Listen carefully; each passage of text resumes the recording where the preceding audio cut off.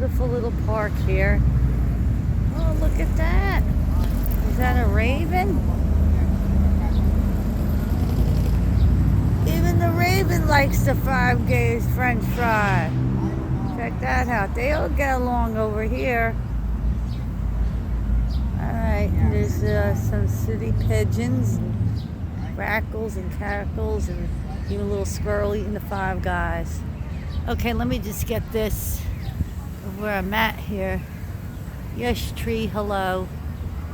William G. McGowan, 1927-1992. He was the founder of MCI Communications.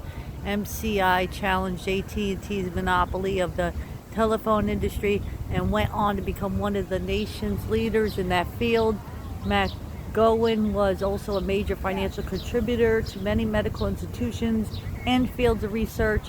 He was a native of Ashley, Pennsylvania Historical and Museum Commission, 2006. Okay, it's kind of a nice park. I'm back at that theater. I'm going to be seeing the CBI show tonight. All right, much love, everybody. God bless.